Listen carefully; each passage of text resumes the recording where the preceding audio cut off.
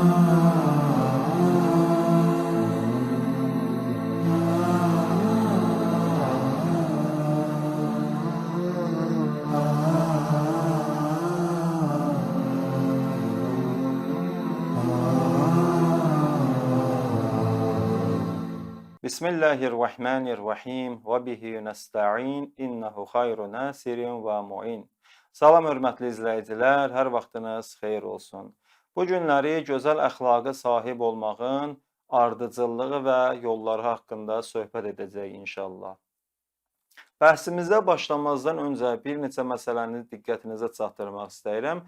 Ümumiyyətlə, əgər bir insan istəyirsə hər hansısa bir işdə, sahədə müvəffəq olsun, gərək o sahənin özünə uyğun bir proqramı var ki, ona əməl etsin, o nəzm-intizama riayət etsin ki, qarşısına qoyduğu hədəfə, məqsədə daha tez çatsın, daha tez müvəffəq ola bilsin.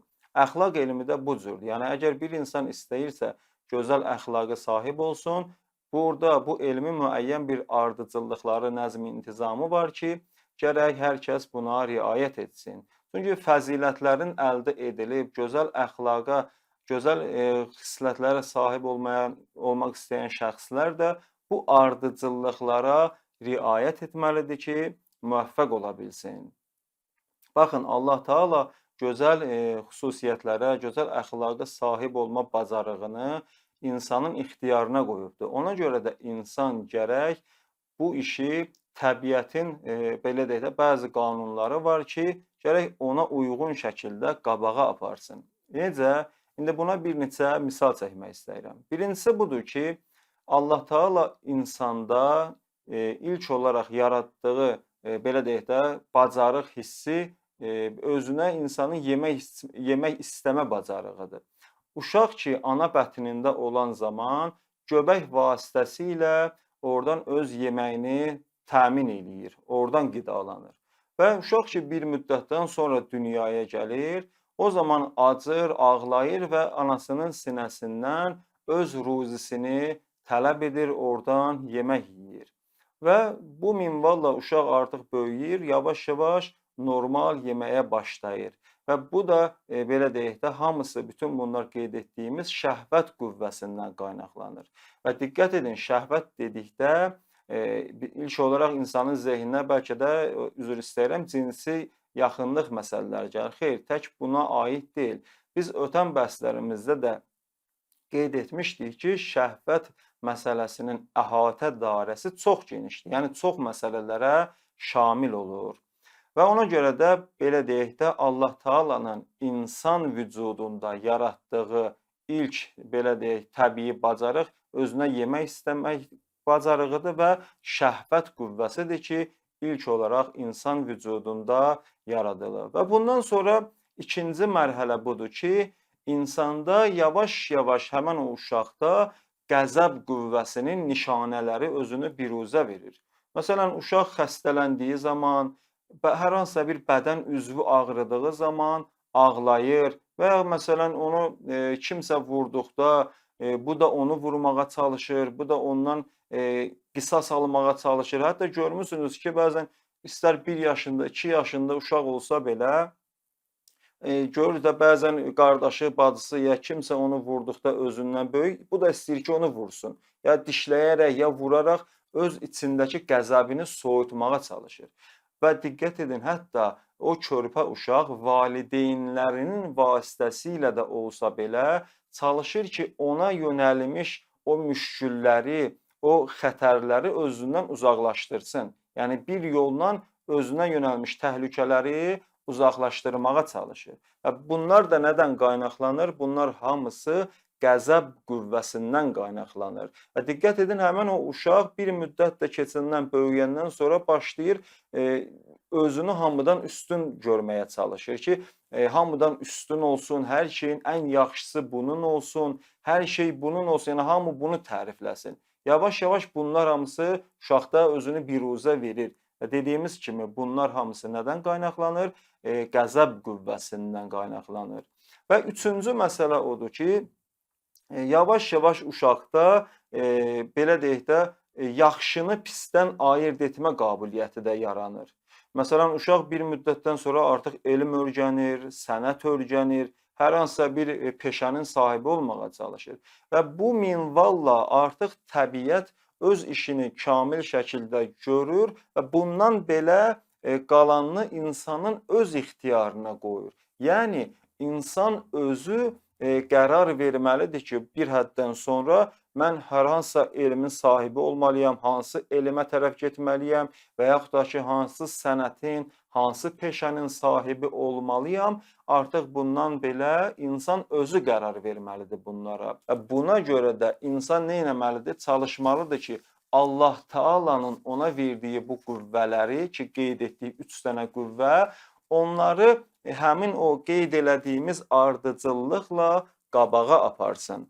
Baxın, əgər insan bu sahədə çalışmasa, bunun üzərində işləməsə, bu qüvvələri kamilləşdirməsə, o zaman bu qüvvələr olduğu kimi qalacaq və insan öz yaradılışındakı hədəfə, məqsədə doğru çata bilməyəcək. Bu aydın bir məsələdir. Buna bir misal çəkək, adi bir məsələn əşyadan bir misal çəkək. Məsələn, maşın. Fərz eləyin, bir insanın maşını var, uzaq bir səfərə gedir. Maşın qalır evdə. Bəzən də tapşırır dostuna, tanışına, hər kimə ki, heç olmasa həftədə bir dəfə, 2 dəfə o maşını işə salın. Onun məsələn akkumulatoru yatmasın, işdən düşməsin. Və yaxud da ki, adi bir bıçaq olsun, hansısa dəmir əşyaları olsun. Onlar istifadə olunmadıqca bəzən bir müddət sonra paslanırlar və ya öz belə deyək də təbii fəaliyyətini itirirlər. Görürsən ki, adi əşyalarda da bu cürdür. Həqiqətən insanda da belədir. Əgər Allahın insana əta etdiyi bu qüvvələri insan işlətməsə, onların üzərində çalışmasa, ya olduğu kimi qalar, ya da ki, hətta olduğundan da daha aşağı bir həddə gəlib çıxar. Diqqət edin, biz qeyd etdik ki, Allah Taala insanda ilk öncə şəhvət, ikinci qəzəb qüvvəsini, üçüncü olaraq ağıl qüvvəsini xəlq edibdir. Yəni, bu ardıcıllıq var burada. Ona görə də hər bir şəxs gözəl əxlaqa sahib olmaq istəyirsə, bu ardıcıllığa riayət etməlidir. Məsələn, qeyd etdik ki, Allah Taala insanda birinci şəhvət qüvvəsini yaradıbdır. Əgər bir insan istəyirsə, müvəffəq olsun, gözəl əxlaqa sahib olsun, gərək bu qüvvəni kamilləşdirsin və bu qüvvənin fəziləti sayılan iffət sifətinə sahib olsun. Əgər bir insan şəhvət qüvvəsinin üzərində çalışsa, gözəl iffətə sahib olar, gözəl əxlaqa sahib olar.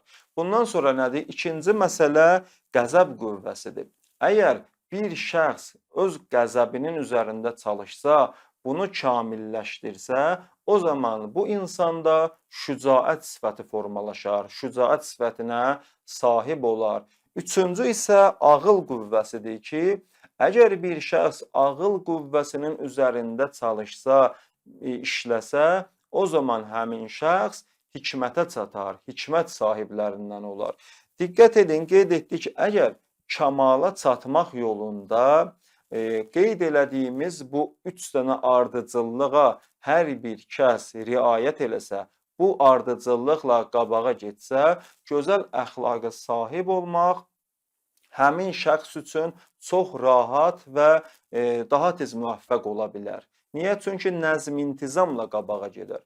Yox, əgər bir şəxs bu ardıcıllığa riayət eləməsə, elə nə cür gəldi istəsə ki, gözəl əxlaqa sahib olsun, o zaman bu şəxsin gözəl əxlaqa, gözəl xüsusiyyətlərə sahib olmağı çox çətin və müşkül məsələlərdən olacaq. Buna bir misal çəkək. Məsələn, fərz eləyin ki, bir insanın qarşısına 10 cild kitab qoyublar. Deyirlər ki, sən bu kitabları oxusan, bunlardan imtahan versən, ya universitetə, ya hər hansısa bir yerə qəbul olacaqsan. İndi fərz eləyin bu insan və bu 10 cild kitabda da mətləblər 1-ci cilddən ta 10-cu cildə qədər hamısı zəncirvari bir-birinə bağlıdır, nəzm-intizamla gedir. İndi fərz edək bu insan başlayır, deyir ki, mən 1-ci 5-ci cilddən başlayıram. Sonra məsələn keçirəm 9-a, sonra 3-ə, sonra 7-yə. Yəni oradan-buradan necə gəldi oxuyur. Bu insanın müvəffəq olmağı, bu insanın imtahandan yaxşı keçməsi çox çətin məsələdir. Bəlkə də qeyri-mümkündür. Niyə? Çünki mətləbləri qarışdırar, mətləblərin necə gəldi, hardan gəldi oxuyubdur deyə tuta bilməz söhbət nədən gedir. Gərək nəzmlə birinci cilddən ta 10-cu cildə qədər aram-aram başa düşərək oxuyasan ki, mövzunu ələ gətirə biləsən. Əxlaq elmində də bu cürdür. Əgər biz istəyiriksə, nəyəsə sahib olaq, gözəl əxlaqa sahib olaq, ona görə də gərək bu nəzm-intizam ki, qeyd etdik, bu tərtiblə qabağa gedək ki, daha tez müvəffəq ola bilək inşallah. Baxın, bunu da qeyd edim ki, bu tərtibə, bu nəzm-intizama riayət etməyən şəxslər də gərək Allahdan ümidlərini üzməsinlər. Bacardıqları qədər Allahdan kömək istəsinlər və çalışsınlar ki, gözəl əxlaqa sahib olmaq yolunda əllərindən gələni etsinlər və tez bir zamanda nəzm, intizamla Allahın buyurduğu gözəl əxlaqi xüsusiyyətlərə, keyfiyyətlərə sahib olmağa çalışsınlar inşallah. Allah Taala bizləri də gözəl əxlaq sahiblərindən qərar versin. Vəssalamu aleykum və rəhmətullahi və bərəkatuh.